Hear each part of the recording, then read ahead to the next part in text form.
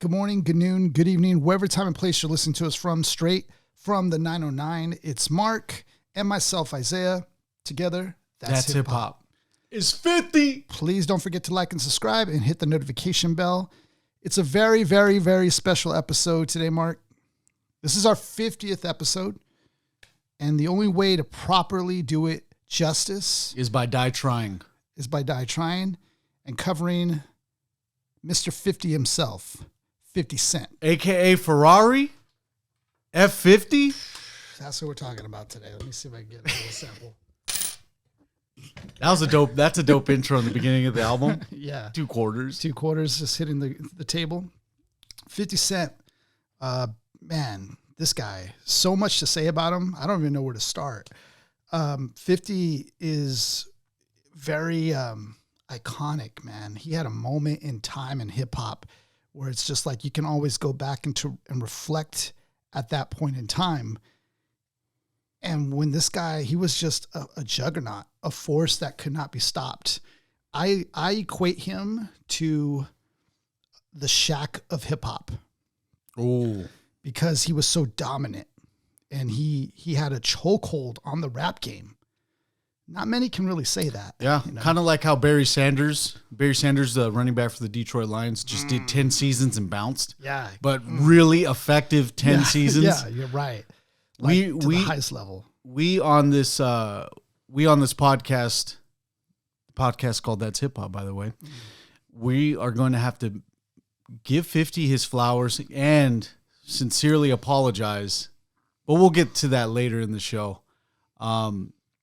Can I say something real quick? So, these last week, I ended up going to a West Coast Knicks meetup.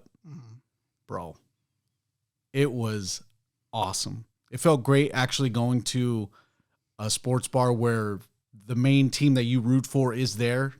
Granted, the New York Knicks aren't on the West Coast, so I was able to go to a joint called 33 Taps in L.A. It's just like 50. 50 wasn't really West Coast either, but he kind of fitted the mold. He fitted, yeah. You know.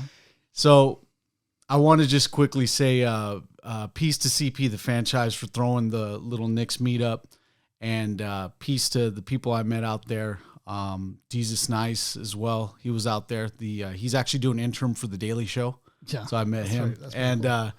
Also to Uncle Mike. Uncle Mike was taking photos. Turns out I was complimented Uncle Mike's sweater. I call him Uncle Mike now.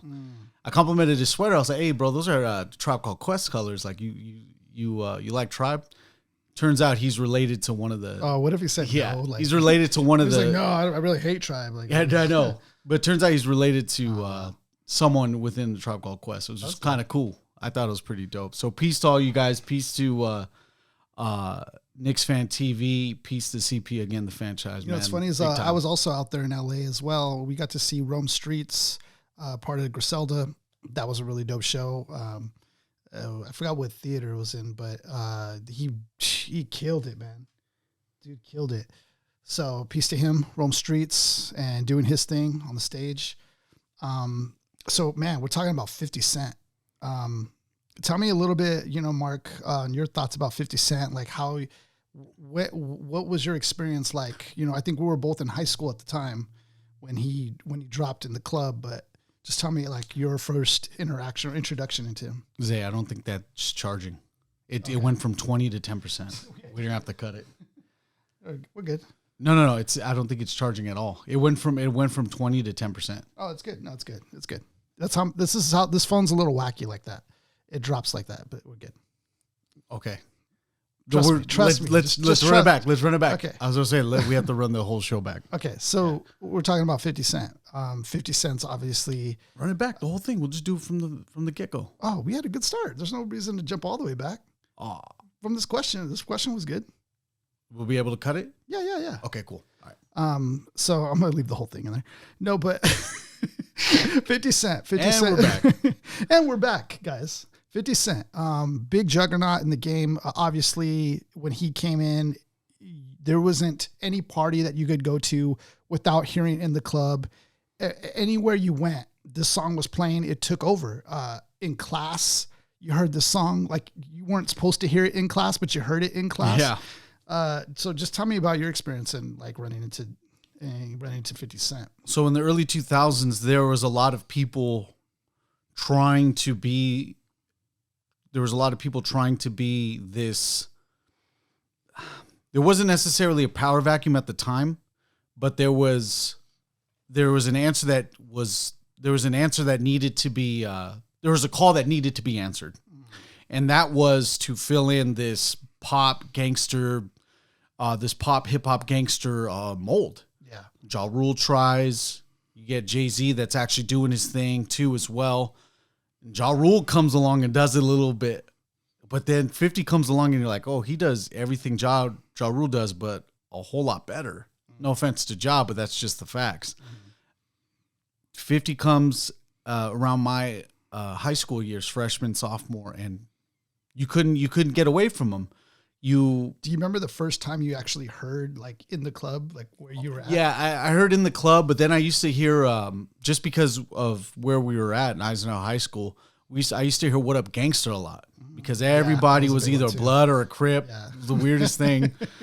Someone was either a Blood or a Crip in Rialto, California, and it's like "What Up Gangsta?" But when such a catchy melody in the club is, you'd end up hearing it wherever. I'm in the locker room. Go, shawty. Yeah. And now it gets played on every birthday. Yeah. Everybody's going to be able to hear it all the time. Yeah.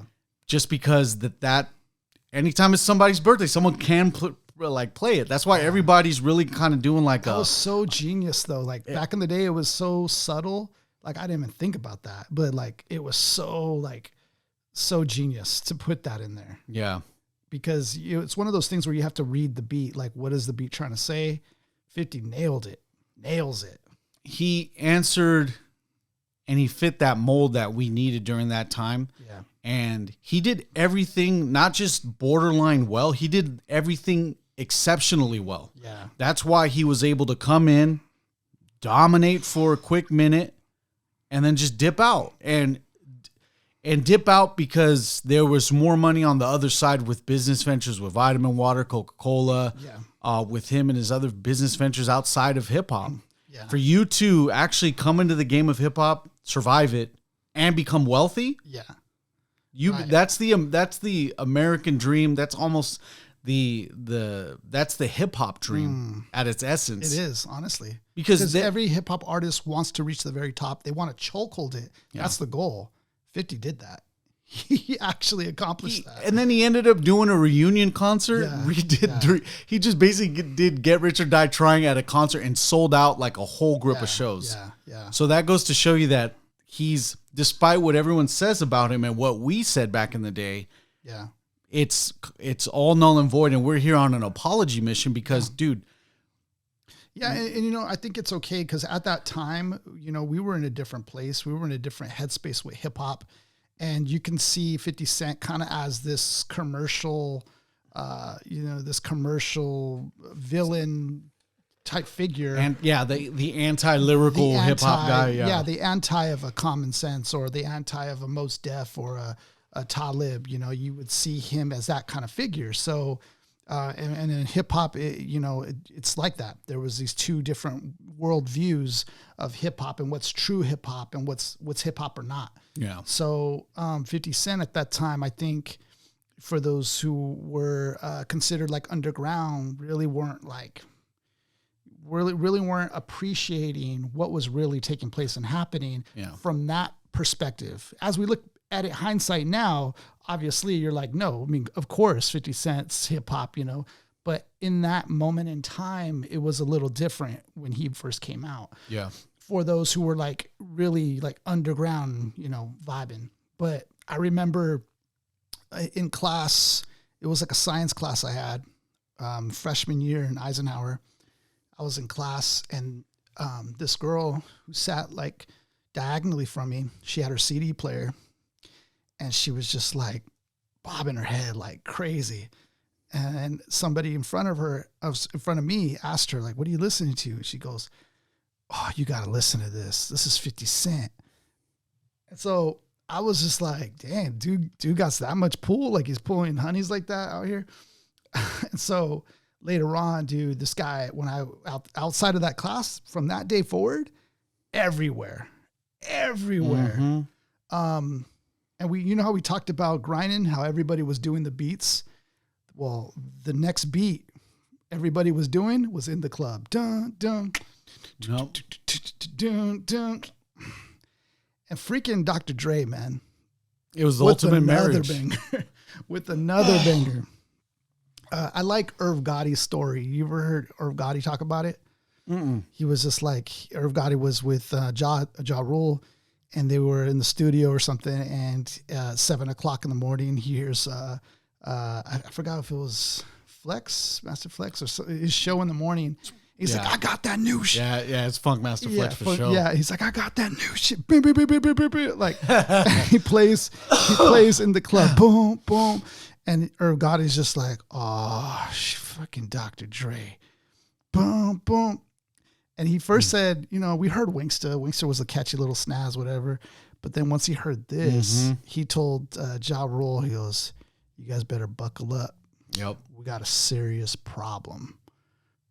And that explained, that right there embodies exactly what In the Club did. It was so big, so massive. It made a whole artist obsolete. Yes. And I think what was so dope was that 50 Cent had more and like he had more bangers ready. And what's also dope is that he brought his crew up with him, the G Unit crew. And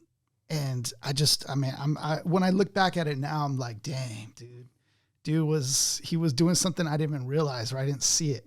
We're looking back at this in hindsight, a little bit older, a little bit more wiser. Right. We had no ties to 50 Cent in the sense of there was not a lot to relate to. Yeah. You know, there's a salary gap. Right. There's a success gap. Right. And there's also the ties to, you know, there's the ties to financial endeavors. Like actually, you know, we didn't push weight, you know, at any point in time. So we couldn't we couldn't really relate to what he was doing. Yeah. But now he was talking a lot of street stuff as well as industry stuff. Like there was a lot of that going on. Now, as we're older, there's a lot of ties to 50 Cent that we have that appeals to us, right? Because now we're aspiring to be successful young men. Yeah. We're aspiring to close that salary gap that we see all the time. Yeah. And we got bills to pay now. Right. I think that we look at the ambition that he had, and we can relate to it now. This is the album that it's not dated, because the essence of a man is to always get as much as you can, and then, you know, throughout the success, envy comes along, and many men will wish death upon you. Right. So that's where many men could be related to. Right. And his run was crazy, because before this album dropped, oh man, he was releasing mixtape after I think he released 4 mixtapes the year prior. Yeah. That is a crazy run, dude. And those mixtapes go hard, bro. Those mixtapes are like fire. Yeah. He was flipping songs that other artists were doing and making them better. Like, dude was ruthless. But I love that because he didn't get his shot. People weren't giving him a shot because they felt like there was too much bad energy around him. So they don't want to give him a shot. So, you know, the mindset of this is so genius when I look back at it, because he didn't let that stop him. Mm-hmm. Like he goes, okay, you're not going to give me my shot. I'm going to put these mixtapes out and, like, you know, I'm going to just make the streets, you know, give me the draw where somebody has to give me a record deal. Somebody will give me a record deal. You know what I mean? And that fool did that. And it not only applies to that, but like throughout his whole life or his career, you know, he wanted to do this TV show called Power. He had the idea of it. And these producers and stuff were like, you know, we like the idea, but we can't risk that much money. You don't have experience. So we're going to have to say no. And this fool put together himself and started having a successful season and everything, and then leased it out. And then he got the big money. still did it anyway, whether they said yeah or no. Like, that shows you just the mentality of like this true entrepreneur, hustler, businessman that 50 Cent always was. Perseverance, ignoring the naysayers. It's the stuff you got to do to be successful with whatever endeavor that you need to pass through, like a hurdle, like at a track meet. You got to overcome it, and that's the best. If you are an aspiring artist and you have no track record, forgive the pun, but releasing mixtapes and having the streets go hot, granted without social media, like he's doing it at a time where all you really had was early street teams and MySpace. Right. Exactly. So it's extremely difficult. Yeah. And I would say he only had a quarter of the power of advertisement. Just a quarter? Exactly. He had 2/4 of a power? But had he had another 50 percentile of that, we see that he still did it anyway. Yeah. So dope for this time. How about his style? Let's just talk about his style for a second. What do you liken him to anybody? I can already give you some of the names that he reminds me of. I want to say that 50 is a one of one in the consideration of the lyrical prowess is there. Yeah. But dude, because you can hear it in the mixtapes, it's there. Where he shines is his ability to make a hit record. He knows how to songwrite. That's the difference. His choruses, him singing his own choruses, risky as it is, paid off in a lot of songs. I liken him to a figure like Method Man. Method Man always has the hooks. Oh. Always has them. 50 always could hear the hook. Dude, that's a great comparison. Yeah. He also kind of sounds a little bit like Mace early on. Oh, yeah. It sounded a little bit like that, like kind of laid back. He has like a softer tone. That same sometimes. draw too, that like it kind of sounds like it's coming from the center of the mouth, not like more of the mouth at the nose, but like right here in the middle. I can hear some Master Ace sometimes. You know how it's the lyrical is it's simple, but it hits directly, rhymes to the next bar. Yeah, so I liken him to that. I just feel like his whole deal is the dominance. Even though he had a group, he was the main figure. He was the dominant one. I feel like even in the hip hop scene, he was calling out Nas, calling out Jay-Z. He was calling out a lot of MCs, to be honest. He was calling out everybody. Fat Joe, Ja Rule. He was doing a lot, man. Who else was he calling? Jadakiss. Yeah. He was out for some throats. Man, I feel like the dominance is a factor to him that is unlike any other MC. And talk about hitting the ground running. Yeah, a little bit of Pac in there. Eminem likens him to even Big L a little bit, and even to Biggie a little bit. Because you see all those comparisons that this guy, the one person, can have the skill set of many. Right. And when you have that, the appeal. Yeah. Because where some people won't like the Big L comparison, people would liken it to the Master Ace comparison. People would liken it to hey, he actually does do this Method Man kind of cadence a little bit. Yeah. Kind of sounds like Mace. Like, dude, it's like he really took a broad stroke at hip hop and was able to attract a lot of people to him. Who's the why am I going blank on his name? The actor from Equalizer. Denzel Washington? Kind of reminds me of a Denzel Washington figure. Sometimes the way like in Training Day, the way he kind of like would just have the balls. It's like he has it all figured out. Yeah, he would know the next, calculated. Yeah, sometimes the way he even just ad-libs at the end of tracks, it reminds me of a Denzel Washington from Training Day a bit. Oh yeah, when he ad-libbed the King Kong, King Kong and got shit on me. Yeah. It kind of reminds me a little bit of that. Let's talk about the cover. Yeah. Such an iconic cover. I mean, a lot of people have called this album to be even in the top 5 albums of all time. A lot of people will say it's a perfect album, flawless album. It's always hard to say things like that because albums are so subjective. Music is subjective. But we can definitely see, the reasons why here. This is so held highly because of just the songwriting, the production behind it, the features on this, just The fact that 50 Cent is his debut album, he's young, he's smart, and that's why I think, and it has such iconic tracks on there that, that we can now like relate to our life, which is really cool. Not too long ago, we went to one of the spots that we like to go to. It's over there by Huntington Beach. Yeah. I mean, one of my favorite moments of that was a 50 Cent track in the club. Yeah. Because at that moment we didn't care what was going on. We were just vibing. Yeah. That's what that track brings, The title itself, Get Rich or Die Tryin'. I mean, I don't know how else you can perfectly say what's going on with your life than that title right there. Yeah.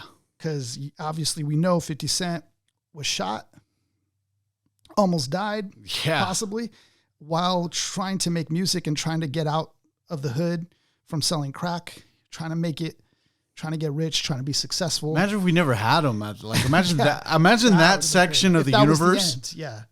If that was the end. He talks about that in this album as well, saying that it must be a reason, that God must have had it for a reason or a plan. But then he also says, and this is the bad side of 50 Cent, the villain side of 50 Cent, well, the other guy who shot me, he got popped. So like, he's done. Yeah. Crazy. So the title in itself is just so iconic. Get Rich or Die Tryin'. There's like movies after this. I think he even has video games. Oh yeah. Bulletproof. Yeah. The Bulletproof series. Yeah. Yeah. So let me describe the album cover. You have Get Rich or Die Tryin' written in like cursive towards the top left. You have the glass shot up, so that like somebody shot at the album cover or through the window, and you have 50 Cent standing behind it. He's shirtless with some of his own gear, I believe, on like a backpack. He has the 50 belt. Yeah. Sagging. He has the cross chain around his neck. Back when you had iced out, when you had everything had to be iced out. Right. Platinum crucifix, diamond studded. Yeah. I mean, of course, this album represents just even being shot at. Yeah. People are out for him. But yet he has this look on him like, it doesn't matter who comes in my way. I'm going to still make it. Yeah. There's a door in my way. Okay, I'll bust through it. Right. That's what you call soldier's eyes. Yeah. Where you see the eyes of a man who... And that's what he looks like right here. A soldier. Nothing to lose. Yeah. That has seen some shit through his eyes. That stare is, if someone ever gives you that stare, you know that he's seen some things. Yeah. And I like the fact that he has his own gear on. He has the G-Unit belt on, I believe, which is dope because you can see just the entrepreneurial, thing about him, that he's already trying to make moves in the smart way. So yeah, because we even just briefly mentioned I almost forgot about the video games. They had the video games and all that. He did a lot of ventures. He does so many movies. The movie as well. Yeah. Now he's like doing shows, like TV shows. He even mentioned he wants to do like an 8 Mile series, which would be crazy. So yeah, so dope, man. We're talking about 3 tracks today. We're talking about Many Men, In the Club, and PIMP. Yes, sir. So those are our 3 tracks that we're talking about today. And of course, if you don't know, that's how our show is. We usually pick 3 tracks, 3 of our favorite tracks, and then we will dissect them and go through the lyrics and just talk about, what the song is really talking about, and just even the lyrical styles and approaches that the MCs are taking on them. So, yeah, man, there's so much to go. And that's why I call them the Shack, because there's just 50 Cent went into so many lanes that it's just like overwhelming, he went into so many things. And then that's not even saying the beef that he's had with so many people. Yeah. That's its own story. And it's only for a brief moment in time. Yeah. Yeah. It all happened so fast. He's had, like I said, beef with Ja Rule, The Game, Fat Joe, Jadakiss, probably more, people in the streets, in his own hood, he's had beef with. Oh shit, I dropped the 50 cents. Literally dropped the 50 cents. All right. So we're going to talk about Many Men, and we're going to go into that song. Yeah. And then the little skit in the beginning starts where he's outside trying to get a bite to eat. and then you end up hearing gunshots go off. Kind of alluding to the incident that happened with him where he got shot 9 times. Right. And which I'll just kind of cover that really quick. So with that incident that took place, he was in Queens at his grandma's house or his mom's house, one of the two. And I know his kid was there as well. And he already had an issue with Ja Rule because Ja Rule had, I guess, slept with one of his friend's wives or something like that. And when his friend came out of jail, he snatched Ja Rule's chain. And so 50 Cent stood by his friend. And so Ja Rule and him were in this beef. But Ja Rule had hooked up with the guy that was really plugged into the streets named Supreme, who then figures that 50 Cent's messing with their money. So they put a hit on 50 Cent. Dang. And then that guy shows up now at 50 Cent's hood in front of his house. And that's when the shots occur, but didn't end up killing him. Luckily for us, right? So crazy. And then that beef, continued on to this day, I believe. You imagine doing that hit and thinking like the amount of bullets you gave somebody and knowing that he's still alive. Yeah, Imagine that. Yeah. You'd be looking over your shoulder the rest of your life. Yeah, nah. So when we reenacts that, 50 Cent going with the chorus, many men. Which is you end up figuring throughout a couple, like within 4 tracks, you realize that this gentleman does have a gift. Right. Oh, and that is his ability to write, not just the verses, but the choruses, which is the bones of a song, honestly. Yes. This beat was supposed to be for Nas, actually. This beat. Man. But Nas was like mentoring another rapper, so Nas had a verse on it, but he didn't complete it because he was hoping this other rapper was going to impress him on it. Yeah. And so after, I guess that didn't happen, Nas was kind of like whatever about the beat. And then since they're both on Columbia Records, the guy gave it to 50 Cent. Okay. And look what 50 Cent does with it. Yeah. Crazy. Many men wish death upon me, blood in my eye, dog. I can't see. Is that how it goes? I'm forgetting. No. Let me see. I feel like his he had many men wish death upon me, blood in my eye, dog, and I can't see. I'm trying to be what I'm destined to be, and it's trying to take my life away. I put a hole for fucking with me back on my wall. Now you gon' see. Better watch how you talk when you talk about me, cause I'll come and take your life away. Many men. Yeah. Many He creates men. these like mantras, like, these like these hooks that are like so real, but actually like anthems at the same time. Peace to him using the like little bit of Jamaican slang. He's like, wish death upon me. Oh yeah, that's true. I love it. Yeah. Wagwan 50. Yeah. Lord, I don't cry no more. Don't look to the sky no more. Have mercy on me. After he just swore he's gonna kill somebody. So 50 starts off now, man. These pussy is going to be putting money on my head. Go on, I'll get your refund, because I ain't dead. I'm the diamond in the dirt that ain't been found. I'm the underground king, and I ain't been crowned. You know that line, Big L says something like that. Yeah. You know? That's pretty dope. When I rhyme, something special happened every time. I'm the greatest. Stop it right there. Stop it. Simple, but packs a punch. Yeah, when I rhyme, something special happened every time. That's a punchline without 2 bars.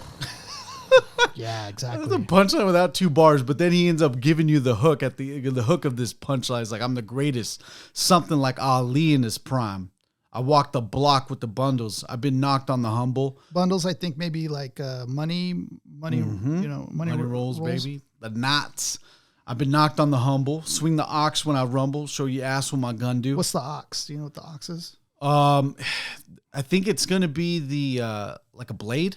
I think that's what the ox is. Not to be confused with the AUX, the auxiliary cord. Right. The ox. Swing the ox. Yeah. Got a temper. Go ahead, lose your head. Turn your back on me. Go ahead, lose your head. Yep. Yeah, that was dope. Turn your back on me. Get clapped and lose your legs. Smart man shooting the legs, not anything above the waist, is attempted murder. Right. I walk around, gun on my waist, chip on my shoulder till I bust a clip in your face. Pussy, this beef ain't over. Many men. See just how much in your face 50 Cent is? Like, dude got people literally like having hits on him, and dude, it still has open beef, and dude is still clapping, pressing harder, and that's the part that reminds me of Pac. And instead of getting shot 9 times and trying to like cower in fear, right, the guy ends up saying, "Nah, yeah, I'm still going, yeah, still going with the rap game, right, still rapping after that." And you hear Tony Yayo talk about this in interviews. He goes, "Man, it was scary. It was scary out here." And he goes, 50 Cent the block was hot, kept going, man. I mean, Puff Daddy didn't want to work with 50 Cent just because of that, just because. Damn, when Puffy don't want to work with you. Exactly. Damn. Exactly. Sunny days wouldn't be so special if it wasn't for rain.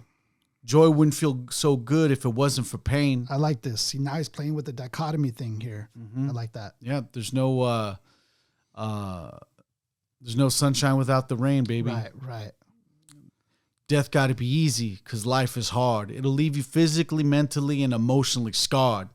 This for my on the block, twisting trees and cigars. See, I like that because no matter how big he is, he still has his mind on the people, locked up, and the people in his hood. Like, he still is thinking about them. Yeah, he's still thinking about them. For the on lock, doing life behind bars. I don't say only God can judge me because I see things clear.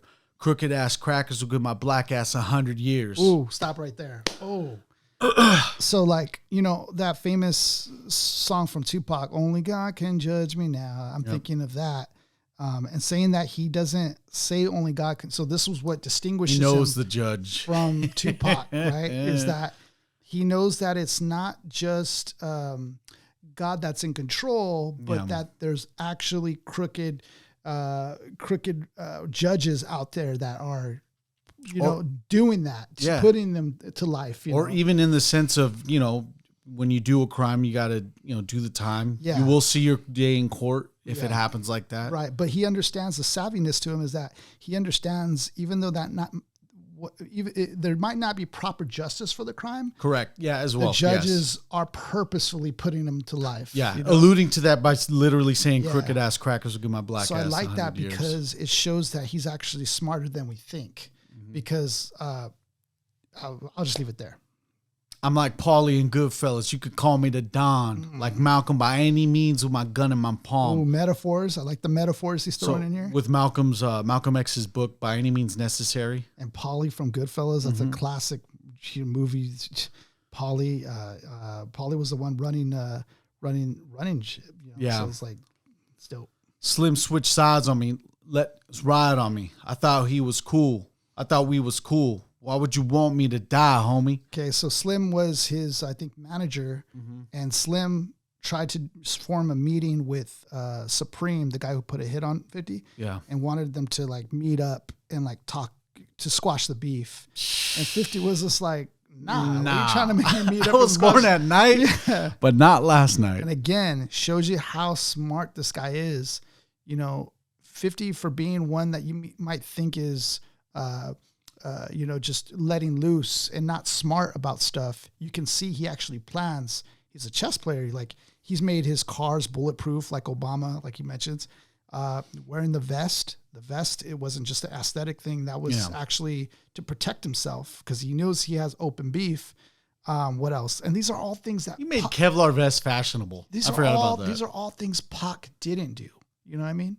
This guy, Pac wanted a lot of smoke. Yeah, there was that time where he ended up getting, when he got shot in New York.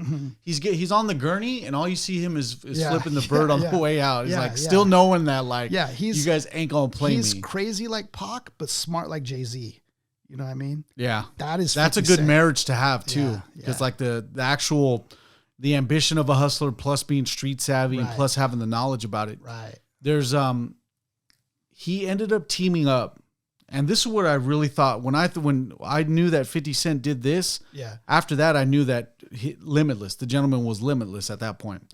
So in the early 2000s, there was a book called The 48 Laws of Power. Oh, it's a book that you've been on this book. And the author Robert Greene actually teamed up with 50 Cent to do a book called The 50th Law. Oh, I didn't know that. Dude, 50 Cent and Robert Greene doing a book, like, I think it's kind of like see what I mean by 50s everywhere? Like literally this guy is like a Shaq, dude. He has his hands in everything. Yeah, so there's a book basically talking about the 50, I think it retouches on the 48 laws of power. Yeah.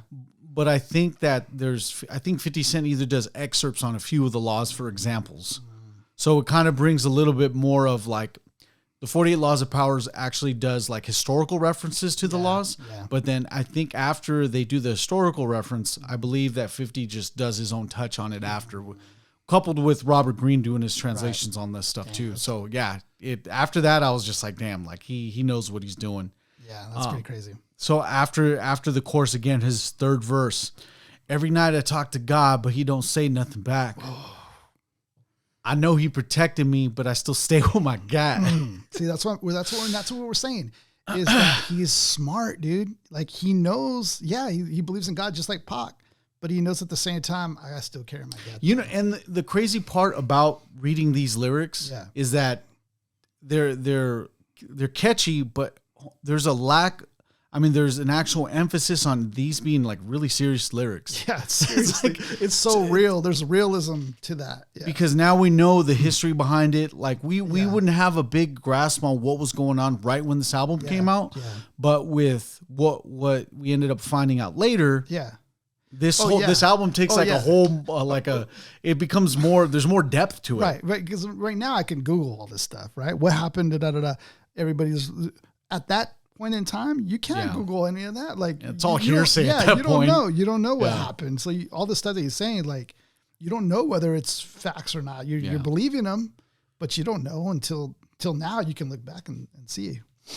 I know he protected me, but I still stay with my gat. In my nightmares, keeps pulling texts on me. Psychic says some bitch don't put a hex on me. Now that's also pretty dope because that's also pretty dope because he comes from, not that it's dope that they put a hex on him, but he comes from Queens, right? And Queens has the Jamaica roots, Queens, right? Jamaica Queens, and there's the whole idea of the religion so deeply in there. Yeah. Putting hexes on you actually is again a real thing out there. So that's probably something real that he probably heard from somebody. The feds don't know. The feds didn't know much when Pac got shot. I got a kite from the pens that told me Tuck got knocked. So getting a kite from from prison would be a way of them communicating outside or sending like a message to somebody. Mm-hmm. So him receiving that about Tut, who was the guy who shot Pac. Yeah. Tut was the guy who shot Pac outside of Diddy's studio or something like that. And the cops questioned him, but they didn't really have good enough grounds or evidence to really put him away. Yeah. So he got away. But ironically, he ends up going to prison over some other robbery things that he had in his past. So he ends up going to prison anyway. Yeah. Right. And so he's saying that the cops really never really had evidence for Pac. So ends up mentioning Tut though in here, like, hey, put two and two together. So I like this next line because it follows up with this line. Yeah, I ain't gonna spell it out for you motherfuckers all the time. Are you illiterate? You can't read between the lines? In the Bibles it says what goes around comes around. Homo shot me. 3 weeks later, he got shot down. Now it's clear that I'm here for a real reason. Yeah. Because I got hit like I got hit, but he ain't. Oh, because he got hit like I got hit, but he ain't fucking breathing. Yeah. So he's saying, like, in other words, like, I got him back. And his delivery at the end of that was like, oh, like you kind of feel like the guy in a, you've kind of, so 50 finishes his bar and you're just like, oh, that's kind of like you're there and you're like, oh man, this is awkward as hell because now it's like, dude, you just openly kind of allegedly admitted something. Kind of, yeah. Because he's saying if Tut could get away from shooting Pac, what's to stop him from hiring somebody who could get away from shooting his hitman? So he's saying read between the lines. And even with this chorus, because I wanted to do the chorus at the end, but it's many men, many, many, many men wish death upon me. Lord, I don't cry no more. Don't look to the sky no more. Have mercy on me. Have mercy on my soul. Somewhere my heart turned cold. Have mercy on many men. Many, many, many men wish death upon me. It's No, you can't. Don't look to the sky no more. So he's not really looking to God only. That's what he mentions why he has his gat. So it all connects. Everything connects. The guy centered in faith, but also knows that he has to deal with the things he has to do in reality. Yeah, it's like Jay-Z's Lucifer track. You know how he had to take it in his own hands. Spiritually sound to a certain degree, but he also knows that some people aren't as spiritual as he is, right? And will take matters into their own hands. So he has to be ready when those matters become physical and present. Right. And mind you, after all that beef talk that we were talking about, you can see the true character of 50 now that he made amends with Fat Joe. He's cool with who else now? Jadakiss. You know, there's a side to 50 that is, you know, super friendly, but then there's a side to him that, you know, is if you cause him a problem, he's down to have that problem with you. Yeah. You know, he's made, you know, friends with Eminem and Dr. Dre, you know, and that must have been weird during the time when there was beef with The Game, right? Because The Game's in his own camp. The Game was supposed to, he was giving tracks to The Game. You know, he set The Game up for a successful run. Yeah. And it was The Game's fault for their falling out, which I always thought at the time, I thought it was just 50, like just trying to he didn't like that The Game was getting shine, so he kicked him out. That's what I thought. But then you hear the real story is no, The Game was getting big headed and he would go out internationally, start saying, he would start saying like, fuck Jay-Z, you know, fuck everybody. He was starting to call out a lot of names and 50 Cent had to be the one that patched that up. And he had to call Jay-Z and be like, yo, you know, he made a mistake. He didn't mean that, Yeah. But then when The Game comes back, The Game starts going on a radio run saying, no, I'm cool with everybody. I'm cool with Ja Rule. Like I got nothing with nobody. And 50's like, so now it's his reputation at stake. Dude, I'm the one helping you out. And now you're saying you're cool with everybody now, even the people I'm not cool with. So now you're on your own thing now. And so you can see how already that started to cause a divide there. And then, you know, that's when he officially just goes like, nah, I'm cutting him off, man. I'm not going to work with this. I'm trying to help him out. He's over here screwing me over. Yeah. And he had to push his album back. It was supposed to be the February, Valentine Massacre. Yeah. He had to push it back because he gave him tracks and everything. So he's just like, dude, you're screwing me over. I'm the one helping you. He's messing with his money at that point. So it's just crazy. But like I was saying, at that time, we couldn't look at things in retrospect with Google and what was going on. We had to go with the people that have the Source magazine, right, and even the Source magazine at the time, or even any hip hop tabloid. Right. There's tabloids, right? So we'd only get a little bit of the truth. We wouldn't get a lot of anything. And you bring me to another point is we talked about who 50 Cent was like before 50 Cent, but now even after 50 Cent, you got DaBaby, who was very much like a 50 Cent. Pop Smoke, Pop Smoke was like a 50 Cent. He even was with 6ix9ine a little bit until, he realized he had to cut that off, but he even was with him. So I like the fact that 50 Cent, and he even comes out with, who was the guy that was with one of the Jenners? Going blank on his name. Anyways, he was with another guy. It's Travis Scott. Travis Scott too. All right. I like how he's connected, with today's rap. He still peeps game and tries to mentor them, and he sees the mistakes they're making that he made. That's dope in hip hop when you have that connection and you're able to mentor younger ones, and I feel like he helped produce Pop Smoke stuff. And man, it's just kind of crazy. And you see The Game today, The Game was doing all right for a while. Dude. But his last project, dissing Eminem, it just did not work, man. I think the only credit that I ever give Game is that Homeboy's a legit hooper. That boy can ball. Yeah, and on top of that, he was upset about the whole Super Bowl thing because he was from LA. He was like, why is 50 Cent here? Why is Eminem here? Well, he has a point. Start a fight. Yeah, he has a point to a degree, but it's what it was about. It was Dr. Dre's show.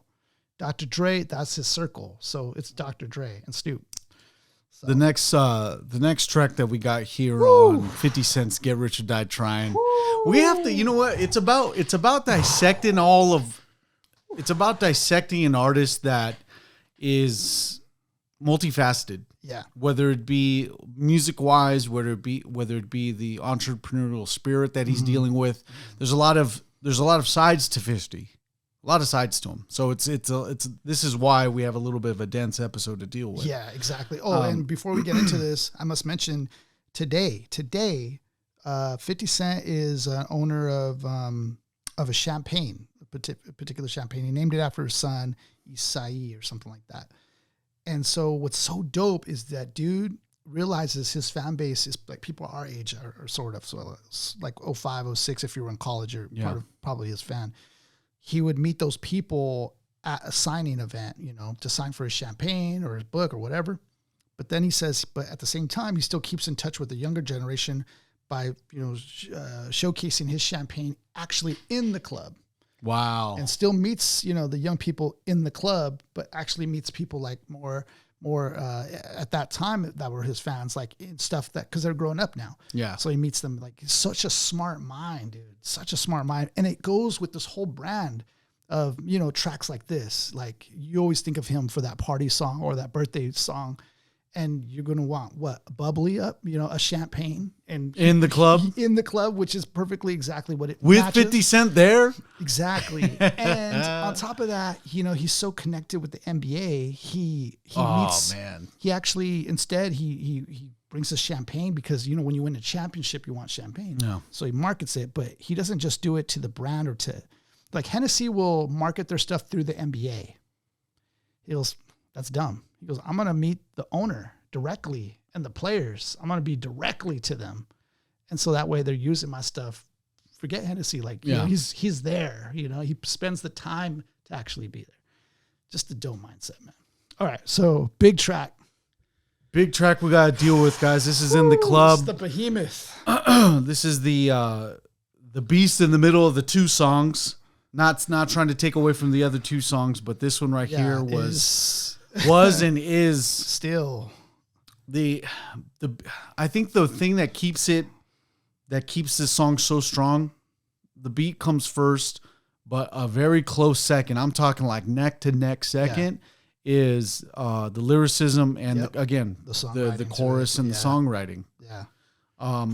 We have as soon as it's the seconds in, go, shorty. It's your birthday. We're going to party like it's your birthday. We're going to sip a Bacardi like it's your birthday. And we don't give a fuck. It's not your birthday. So actually diving into the chorus just to show you how dense it is. It sounds catchy, but you can find me in the club. Bottle full of bub. Look, mommy, I got the X if you into taking drugs. I'm into having sex. I ain't into making love. Come give me a hug if you ain't getting rubbed. Oh yeah, so if you into getting rubbed. So piece to this may be alluding to Eddie Murphy's skit in, I think it's Delirious. Mm-hmm. In Delirious, he talks about his playeristic ways, and he's all like, it's like when I'm not with my girl and I'm having sex with somebody else, this I tell my girls, like, look, I fucked her, but I make love with you. So I think it's kind of like that, where it's like I'm into having sex, I ain't into making love. So it's like the opposite in that aspect. And what's also funny is 50 Cent, he claims that he's never really done drugs. There's never really been into doing drugs. Yeah, or I think there's rare instances where he doesn't really drink. You'll see him with the champagne, but I don't even know if he drinks it. Yeah, and even there's like some That's tracks, what I heard. There's some tracks in this album that deal specifically with like, smoking, whatever, but he doesn't even himself does. I bet you Bacardi got some money because of that, because he was all like, whatever drink we could find. Also, I don't know if this is entirely true, but the rumor is that this chorus was actually borrowed from Lloyd Banks. Lloyd Banks had this on one of their mixtape tracks, and it was just part of his verse. And 50 saw that and was like, we're using that here on this chorus. That's the rumor of how this chorus originated. Lloyd might be getting residuals then. Nah, they didn't give him residuals. That's a businessman for you. No, here's 10 G's. Let me just have this part. Because imagine like he would have got bank off of this track. You know. So, but I don't think so. So come give me a hug if you're into getting rubbed. Find me in the club, bottle full of bub. Look, mommy, I got the X. If you into taking drugs, I'm into having sex. I ain't into making love. So come give me a hug if you into getting rubbed. When I pull up out front, you see the Benz on dubs. When I roll 20 deep, it's 29s in the clubs. Already right there, just there's so much going on. But I love the fact that, you know, he's talking about, you know, he has the Benz, he has the dubs, and then this part where he's rolling 20. Not only does he have the dubs, which is 20s and rims, but he's rolling 20 deep as well. And then not only that, but there's 29s in the club. Yeah. So that's what he means when he's rolling on dubs. Not only is he rolling on the rims, but he's rolling in dubs and everything. Yes. 20 deep, 29s, whatever. Like. They heard with Dre, now they want to show me love. When you sound like Eminem, then the hoes they want to fuck. Look, homie, ain't nothing changed. Hoes down, G's up. I see exhibit in the cut. Hey, roll that weed up. If you watch how I move, you'll make mistakes of me for a player or a pimp. But hit with a few shells, but I don't walk with a limp. If you watch how I move, you'll mistake me for a player or a pimp. This line is so genius the way it's written. Being hit with a few shells, but I don't walk with a limp. And this is the part of that whole realism that we're talking about. His bars are grounded in this realism that makes them harder. You know what I mean? Yeah. Because obviously we know he's gotten shot, right?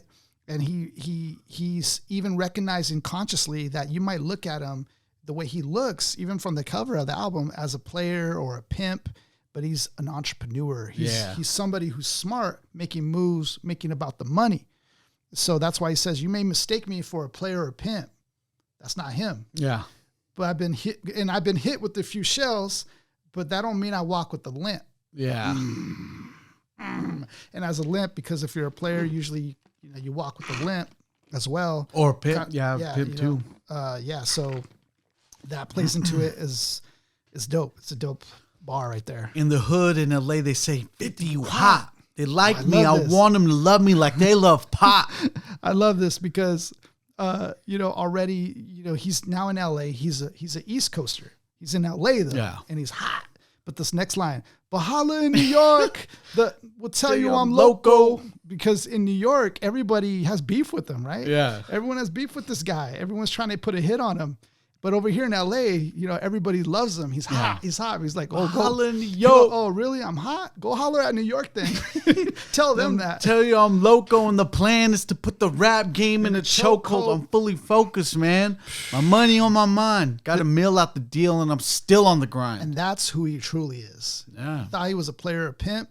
The guy he truly is the guy that has the money on the mind. Fully focused, man. Yeah. Now, Shorty says she feeling my style, she feeling my flow. Her girlfriend with her, they buy and they ready to go. I like how he flipped up that flow too. He switched. Went a little multi with it. Like, we'll sped it up a little bit. Yeah, sped it up a little bit.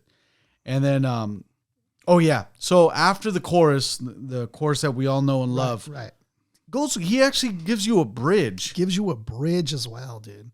He goes, my flow, my show brought me the dope. It's so nice because it builds up as well. Oh, yeah, because it's the crescendo. It's the crescendo that happens at the end. Yeah. My flow, my show brought me the dough that brought me all my fancy things, my crib, my car, my clothes, my jewels. Look, I done came up and I ain't changed. And it's a perfect segue back into verse 2. And you should love it way more than you hate it. You mad? I thought you'd be happy I made it. I'm that cat by the car toasting to the good life.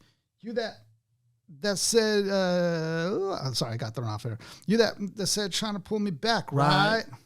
When my joint gets to bumping in the club, it's on. I wink my eye at your bitch. She smiles, she's gone.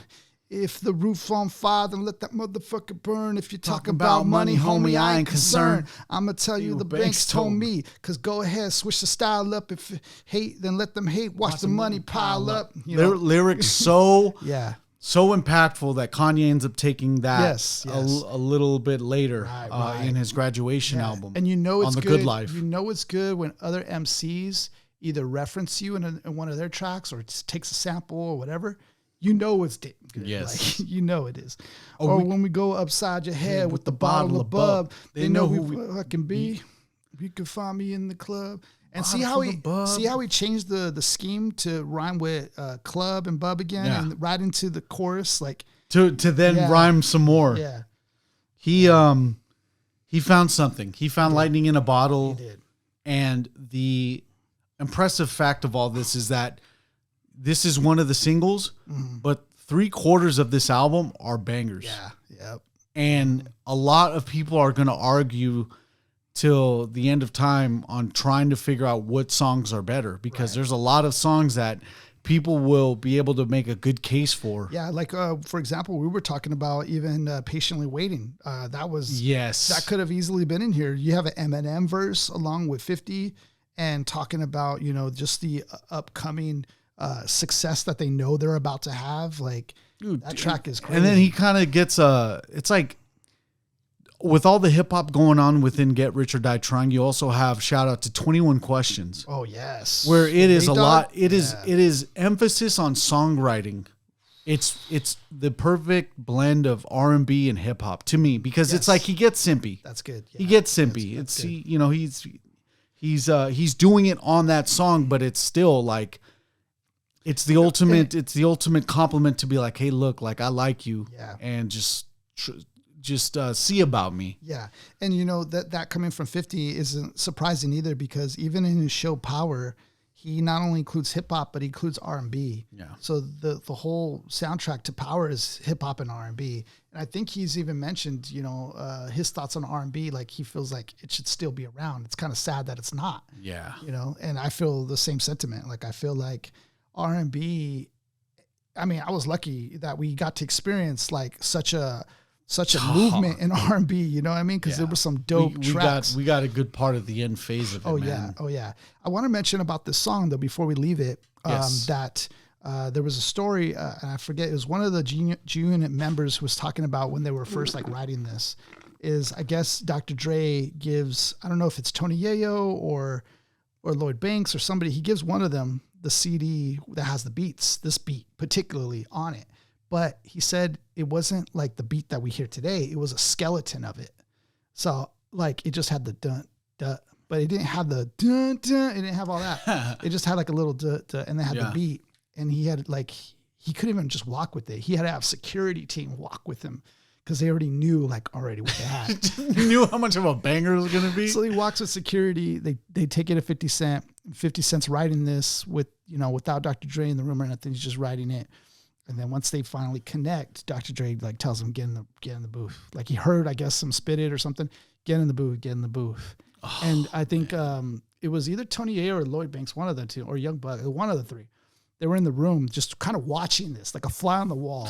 And he's hearing it, and he says Dr. Dre has speakers from the roof all the way to the floor, and he thinks he lost one of his frequencies in hearing that day just because of how loud they were banging that. And he was just like, this shit is hot. Yeah. Oh, my gosh. Can you imagine being in that room, like, knowing what was going to be played into the masses. Right. And you had it. Oh, that's too crazy, dude. He does the outro. Don't act like you don't know where we be. We in the club all the time. So pop off. G-Unit. G-Unit. Man. We, I can't, it took a lot of energy for that one. It did. In the club takes a lot of energy, whether hearing it, whether dissecting it, whether partying to it. Right. It does a lot for you. Brings back some good memories sometimes too. Yeah. And it's just so crazy because all of New York knew about 50 Cent, man. A lot of them knew about him and they knew how talented he was. They just thought he was trouble though. You know what I mean? And so that's why nobody wanted to fuck with him because they were just like, nah, he's bringing the wrong energy. He was like a Pac. And we just literally saw what happened to Pac. Nobody wanted that energy. Yeah. But I mean, how gratifying is that, you know, like you were being told no this whole time. It's about, Still made it happen. And now you're on top and you have it in a chokehold. Yeah. Oh, it's man. just desserts for everybody who didn't believe in you. Yeah. You know, I bet you his high school reunion was pretty dope. Yeah. What are you doing today? He said that. Curtis, what's going on with you? He said after this album, he could have sold a blank CD and it would have been like record sales. Like after he could have sold anything after this CD. He could have sold a blank CD and it would have been hot. This is the CD that you could burn a copy of Get Rich or Die Trying on. And it's so true too, because I mean, he did numbers not only with himself, but with G Unit, the game. I mean, that's all due to 50 Cent. Like, you know, of course, Eminem and Dr. Dre, but 50 Cent is also a part of that three-headed monster. Yeah.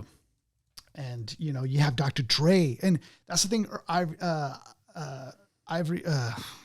mixing up names. Yeah. But that's the thing that the Ja Rules camp was saying is like, not only do you have 50 Cent, you have him working with Jimmy Iovine. Oh, yeah. Jimmy Dr. Iovine. Dre, Eminem. This is a monster. Yeah. In any project as an MC that you're trying to put out in the following year, I mean, it's going to be drowned out by what's going on with 50 Cent and G Unit because they're hot. They've now arrived. You're better off delaying a project. Yeah, exactly. We had to wait till 50 was done with his thing. He was done with this whole wave. For us to get our shine. Yeah, I think even Jay-Z recognized it too. Like, this dude, he's here. Yeah, we have to wait. The next track that we got to deal with, and Isaiah really wanted to. He was like, "Man, we really got to do PIMP. We really got to do PIMP because you relate to PIMP. On multiple degrees. Yeah. Yeah, because you're a positively inspirational, motivating person. Wow, that was deep. What? That's what was deep. That's what PIMP spells out. I didn't know that one. Well. Yeah. I didn't know that one. Yeah, positively inspirational, motivating person. That is you are certainly a PIMP, sir. Well, there is an acronym here, so yeah. I didn't know that's what it meant though the whole time. Yeah. I like the fact that, 50 Cent, recognizes so many things. Like, he recognizes that even his rap style was more aggressive and gangster, right? And he mentions that track he did, Hate It or Love It, with The Game. Oh, yeah. I don't know if you noticed in that verse, 50's verse, he actually went more personal and more about sounded like struggle, a letter, more of the struggle he went through. And he said he did that. He put that on Game's album because he wasn't sure if the people wanted to hear that from him. So he kind of stayed in this lane and he just tested it out on the Game's album and see if they liked it or not. So I thought that was pretty dope because that shows you how smart he is, like how conscious he's thinking of these things. Calculated man. Yeah, he is. Dude. So dope. PIMP, because I don't know what you heard about just me. The beginning. Sounds like a calypso song. The kettle drums. Yeah. I mean, I used to think Jay-Z had the best pimping song. Jay-Z had a good one. You gotta have a pimp song on one of your albums. Yeah. The yacht and everything. While we're on this, what's funny too is like 50 Cent talks about having a yacht, having this big mansion. And you know what he said? He said he had this big mansion and he woke up one day and he's like, why do I have this mansion for? Like, I could be in a condo, like saving heck of money. Cutting costs. Saving heck of money. He goes, I have to walk way down over here just to fucking get to the other side of the house. And like, for what? It's not even like, okay, he goes, if I was Nick Cannon and I had a bunch of kids, okay, that makes sense. Yeah. Bring your whole family here. And he said the same thing with the yacht. He would have this yacht, but then as he was doing tours and stuff, he was like, it's just a hole. It's like a sinkhole that I'm throwing money into constantly, and I'm barely able to even use it. Yeah, a lot of people would like the lavish lifestyle, but you got to understand, with the lavish mansion in the 20 millions, with the yacht in the millions, there's upkeep. Yeah. There's upkeep of you stationing your yacht there. There's upkeep of your property taxes on the mansion. You also have to have at least 2 people on staff maintaining the property. A whole ordeal. Security. So if you're like, Drake got security at his house all day. Yeah. Like, it's insane what it's insane what the cost of success does for you, because it's like, a quick reference, I remember when Nick Cannon said, yeah, it costs Mariah Carey $100,000 to leave the house. Damn, in terms of crazy. makeup artists, in terms of security, transportation, because she just can't go out in her little in a Corolla and just drive out and go somewhere. No, heck no. Like she's gonna get found out and all that, etc. Right. So in the same emphasis of any celebrity, right. Going back to upkeep and stuff, and he's a smart man. He already knows that yacht, man. Like what marina is not any marina is gonna charge you an arm and a leg to station that yacht, right? So. I don't know what you heard about me, but a bitch can't get $1 out of me. No Cadillac, no perms, you can't see that I'm a motherfucking PIMP. I don't know what you heard about me, but a bitch can't get $1 out of me. No Cadillac, no perms, you can't see. I'm the motherfucking PIMP. So I love that chorus because, even in that chorus, you can see his mindset again on money. And he's saying a girl can't get no money out of me, and that tends to happen. We go like to strip clubs, you spend money, or you maybe you want to take her shopping and do all this stuff, impress on a date, he's focused. He's a focused man. All right, so then we're going to the verse now. Shawty, she in the club, she dancing for dollars. She got a thing for that Gucci, that Fendi, that Prada, that BCBG, Burberry, Dolce & Gabbana. She feed them the foolish fantasies. They pay her because they want her. Alrighty, so we can see he's painting this picture. And he's talking about, her wanting guys to spend money on her, right? Take her shopping. That's exactly what I was just talking about. I spit a little G, man, and my game got her. Yeah. My game got her. An hour later, have that ass up on the Ramada. Them chick in her ear saying they think about her. I got that bitch by the bar trying to get a drink about her. Hustling her for drinks. Right. Oh, yeah, dude, that's the life. She like my style. She like my smile. She like the way I talk. She from the country. Thinks she like me because I'm from New York. I ain't that trying to holler because I want some head. I'm that trying to holler because I want some bread. He's flipping the script. Flipping it. I could care less how she perform when she's in the bed.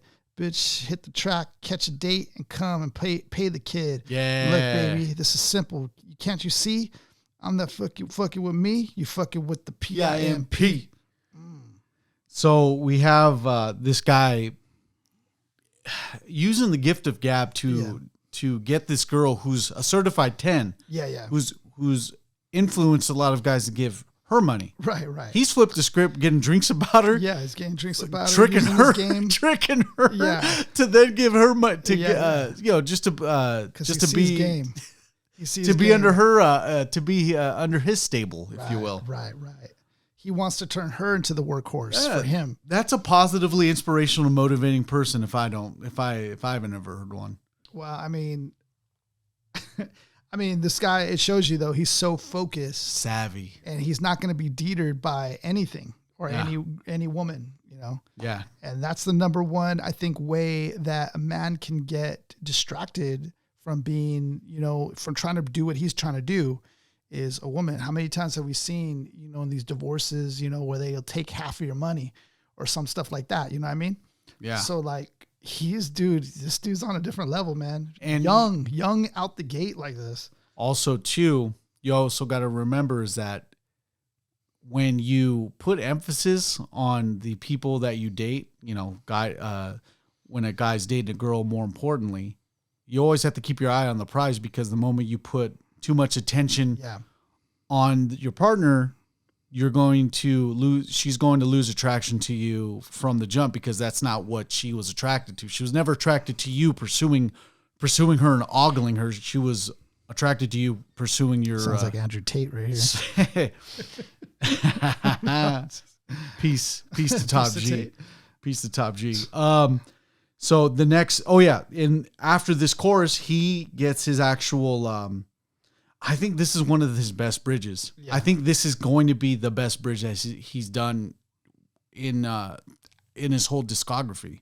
It's, I'm about my money, you see, girl, you can holler at me. If you fucking with me, I'm a PIMP. Not what you see on TV, no Cadillac, no greasy. Head full of hair, bitch, I'm a PIMP. Come get my money with me if you're curious to see how it feels to be with a PIMP. Roll in the Benz with me if you could watch some TV from the backseat of my V. I'm a PIMP. Spelling it out, just but keeping it. When you use the PIMP, you still leave yourself with a lot of things to rhyme with. C, V, D, tree, like just a lot of root rhymes that you could use and build off of. Yeah. Greasy, PIMP. Curious to see, PIMP. TV, PIMP. Holler at me. Dude, it's perfect. And I like how even rhythmically or melodically that goes with the, because you hear those. The kettle drums, yeah. Right, the kettle drums, and it goes with the PIMP. Like it goes with that. Yeah. Oh, like actually spelling it out. Yeah. Yeah. It's genius. Yeah. As far as your ear for hooks like that. I don't know if you remember this, but that tune, the do do do do do, reminds me of the Schoolhouse Rock episode where they're counting 1, 2, 3, 4, 5, 1, 2, 3, 4, 5, 6, 7, 8, 9, 10.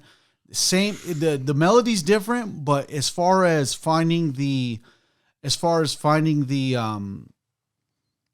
similarities to it, I just thought about that right away. I was checking out who the producer was of this one. Denon Porter was the producer of this track. So peace to him on the beat, because the beat is nice.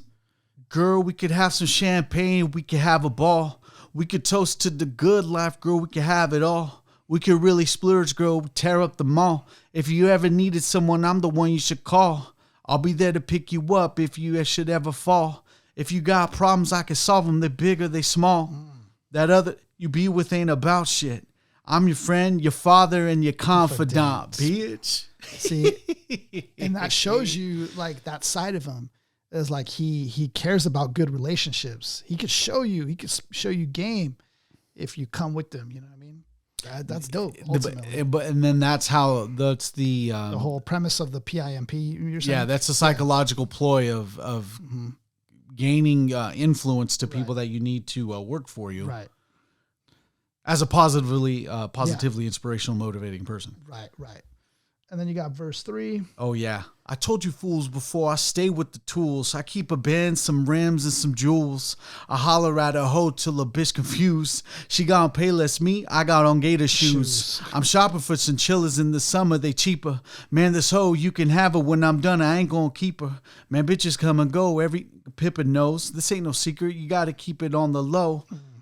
Bitch, choose me. I got you stripping on the street. Put my other hoes down, you get your ass beat. Now Nikki, my bottom bitch, she's always come up with my bread. The lap she was with put stitches in her head.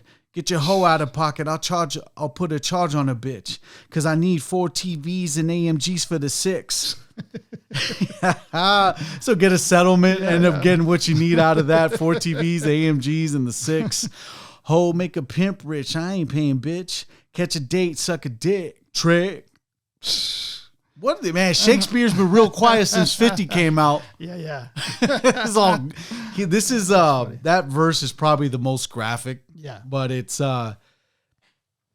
it's a pimp song. Mm-hmm. We have a pimp song that we're dealing with here, and 50 Cent shows that he has extensive knowledge of this. And that's what makes this album very dynamic, because you have diverse too. Yeah, you have so many different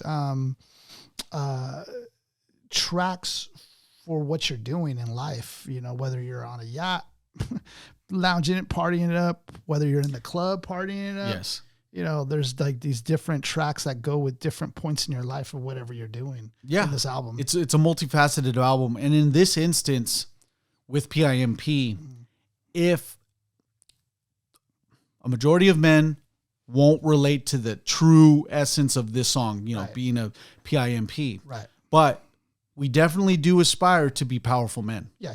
You know, guys, so guys, it's still relatable in the sense of what you aspire to, you know, live the good life. Exactly. Success. It's all rooted in the success and the fruits of your labor with whatever endeavor that you decide to pursue in. Right. Guys can relate to this. Exactly. Guys can relate to being in the club. Guys can relate to a lot of people being envious of them, and many men will wish death upon them. Right. You know, there's also, I was about to say, there's also women asking you 21 questions all the time. No, but in this, with 50 Cent being curious about getting to know a girl, there's 21 questions. Yeah. And they're all about us. Also, peace to 21 questions for actually having a very close second on that chorus too. Yeah. Because it's you end up figuring out that 50 is like you mentioned, a monster. Yeah. Throughout this album. An excellent first this is an excellent debut, dude. Yeah, because excellent debut. It's scary. And definitely check out, everybody who hasn't already, check out his mixtapes. Oh man, Guess Who's Back is crazy, dude. Crazy. There's a track that is like How to Rob. Yeah. This fool is calling out every MC, Busta, Missy Elliott, Jay-Z, Nas, everybody, talking about he's gonna rob them of their jewelry or their chain. Even Wu-Tang. He says, I'm going to stick you up for your rings, your little weird rings. And the RZA's pointy ring. Yeah. Dude is calling out everybody in the rap game, saying he'll take their necklace, their chain, whatever. Just telling them to run their jewels. Crazy track. And not only that, but there's some more tracks on there that are like, just if you were in that moment, in that time and place, and you heard this fresh off the presses, like that stuff is hot. And I'm just listening to that, like they're almost 20, 30 years later. No, 20 years later. 20 plus years later, listening to this, and I'm like, dang, dude. I could just imagine at the time when that dropped. Whew. Yeah. No wonder why I had a lot of enemies. But there was a formula here, I think, that 50 Cent like figured out. You know, he was smart about it. Very calculated, like you said. And even though he was, this like firecracker, he was smart about it though. And I don't know if a lot of people really realize that, like how ahead he was. Yeah, we were only seeing the beginning of what he was capable of, and his reach exceeded that of hip hop. Yeah, and a lot of rappers are still stuck in this. Yeah, I'll do a show, and just keep touring and doing all that. 50 doesn't need to do that. No. He has so many streams of income that going back to do like tours is like, man, you want to take a pay cut? Yeah, right. Yeah. So, exactly. Granted to him doing a reunion of his most successful albums and dope. Still selling out. Yeah. J. Cole called it the best album of all time. That's high praise. That's especially coming from him, man. Yeah. He's the answer for a lot of. And that's the funny thing too. 50 Cent had the chance to sign J. Cole, but he didn't at the time because he felt that he wasn't sure people were ready for that, because what he was doing was more gangsta and J. Cole was more conscious. Yeah. And he just wasn't sure if it was going to work. I mean, he should have, I think, taken that, because as we saw, hip hop shifted from this gangster era and then started going into like Kanye and back to kind of conscious again. And I think obviously Lil Wayne kind of took over as well during that period. Yeah, there was like a little lull between 50 and 50, Ye, and then Wayne. Yeah. There was like Ye kind of like bridged that into Lil Wayne coming in there. Ultimately, your thoughts about this album? Dude, I appeal to it more now, listening to it, getting the privilege to listening to it with an actual review mindset. Gave me just insight into seeing how multifaceted he is, seeing how like the early roots of what he was doing, just you end up seeing he had the vision for the long haul, beyond hip hop. Yeah. You see a little instances here about that, but you see that like, it's like, no, this guy is bigger than hip hop music. Yeah. So it's the prime example of him being able to do a broad stroke and cover so many lanes of hip hop in one album. And he could have honestly just sat on that one album. And that was it. And that's the thing I liked about him, because he said that's the thing that scared him the most. being a one-hit wonder. He goes, man, that scared the shit out of me. Yeah. He goes, when I dropped a hit, he goes, I was instantly thinking, okay, what's the next hit? What's the next hit? What's the next hit? Because he goes, I didn't want to fall in that category of being this one-hit wonder. I mean, that is so dope. Just that mentality, man. Where there's no finish line, man. Yeah, I love that about him, you know, and that's why I think I didn't appreciate or didn't know at the time how much like ahead in this mentality even this guy was, you know what I mean? I didn't know his character like that. All I knew is what I'm seeing, you know, and I'm just seeing, you know, somebody who I knew was, you know, dope at what he was doing, but I didn't know the mentality behind it as well. Yeah. You know, and the character behind him, you know, that was pretty years dope. later, you end up seeing the big plan that he had. The big picture. I just think this album was groundbreaking. I think that when it came onto the scene, it was cool to be there because you can see how it catapulted him to superstardom. Yeah. And how he just like took over and made his mark on the genre. Made everyone in hip hop work a little harder. Yeah, definitely. And his massive hit in the club, I mean, literally it was everywhere. Everywhere you went, you couldn't avoid hearing this. You were going to hear it. Yeah. No matter like whether you liked hip hop or not, you were gonna hear this. And the mag runs deep too, because if you're not gonna hear it in the club, hear PIMP, hear Wangsta, hear 21 You're Questions, hear one of them. hear Many Men. You know, like it's pick and choose. In the club was a cultural phenomenon. Yeah. That's what it was. It was so iconic, and it's an anthem for any party worldwide. Yep. Not many artists can say they have that. And breaks the language barrier too. Yes, it does, dude. That's what's crazy. You know the song's real when people learn English just to sing the song. Facts.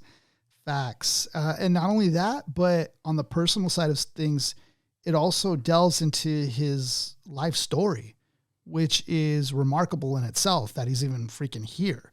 Surviving, surviving someone actually putting a hit on him.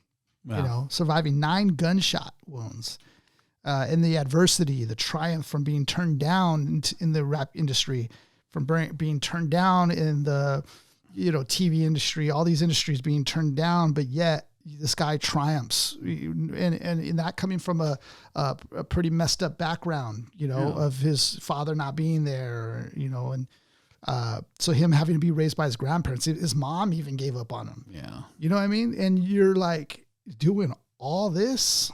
It's just fascinating. Yeah, even death didn't want him. No, no, dude. 9 gunshot wounds. Death like no. Death didn't want him. Heck no. And it's also fascinating the fact that Eminem played such a pivotal role with him, and producing this album, making it like a very legendary collaboration. This album is and will remain a cornerstone for a long 2000s time. hip hop doesn't start. It starts with a couple of albums, and this has to be in that conversation. Yeah, it does. So it was great covering this album. I think, and also this is our 50th episode as well. Yes. So cheers, Mark. Salute to you on the hard work that you and I are doing to put this together. Peace to all the fans who have been with us, even from day one, who have been watching, been supporting.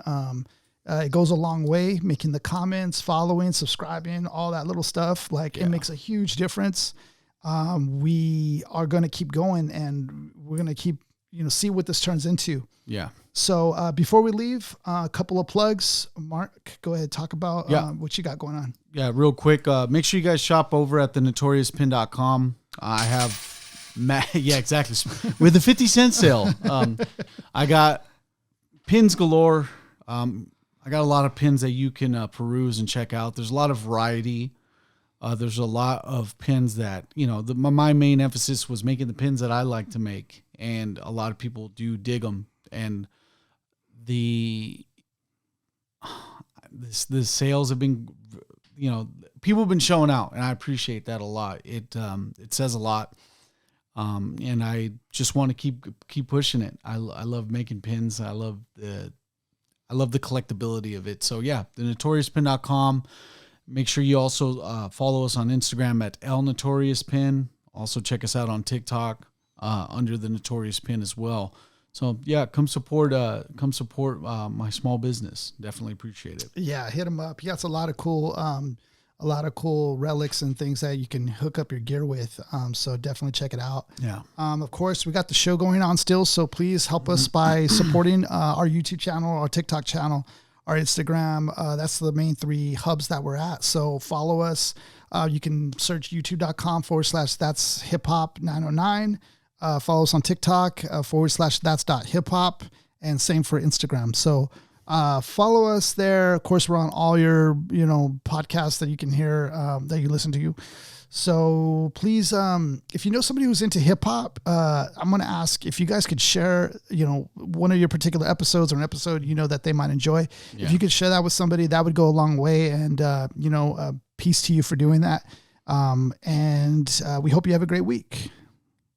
Go ahead, hit him with it. To the MCs, drop a mic, drop a like. This is 50. Many views. We need many views and many likes before, because we talk about metaphors. Mark was saying he was hoping maybe our studio gets shot up, and I was like, "You mean my house?" No, dude, we're not. We need all the publicity we can get. We're not trying to get into that game. All right, peace, everybody. Peace. Are we recording? Yeah. Are we recording? Are we recording? See what this beat's about. Yeah. Okay. Oh, yeah. I like that. Peace to Cass. I like that. Yeah.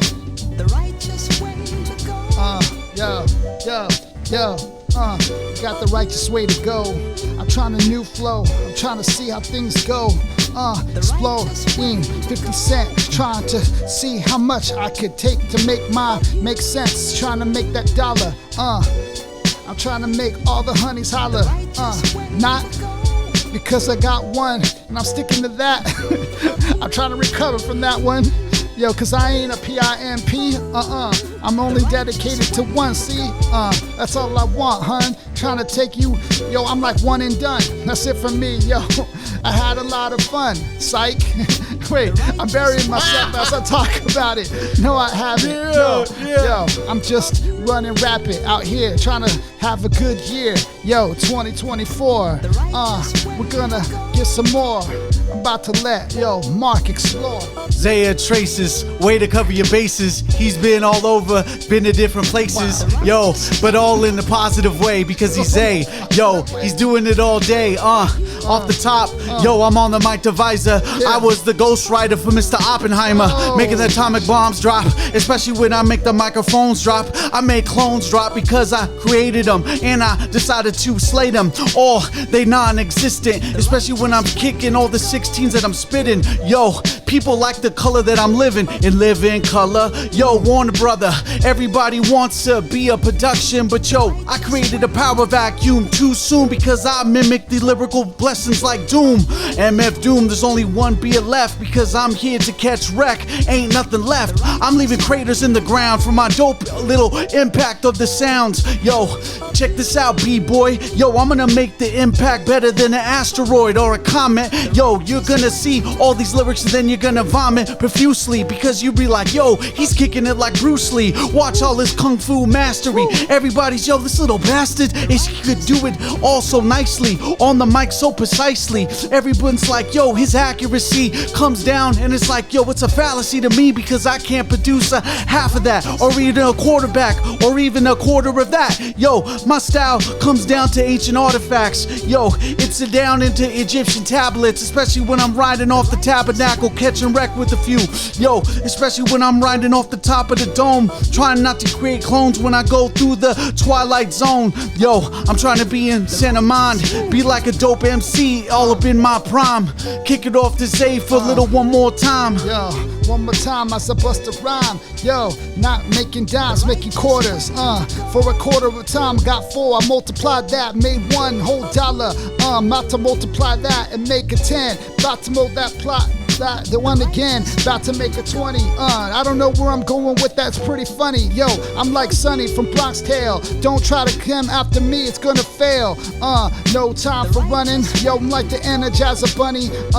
When things are all sunny, I keep it going, keep the flow rowing as I roll along. Yo, along this song, this ain't a tag along. This is Mark and me on Nesquik. About to get with it. Yo, we not done with it. We about to make it happen again. I'm about to reset the beat when it ends. It depends on where I'm gonna leave it at. Hey yo, I'm gonna leave you like an acrobat when I toss you around, like the circus. You don't wanna come at me, boy, make you nervous.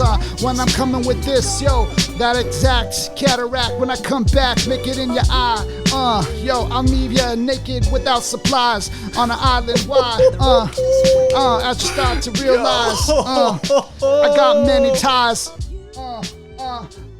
We ain't done, we ain't done. We got another one. Kicking it back. Oh, yeah. Okay.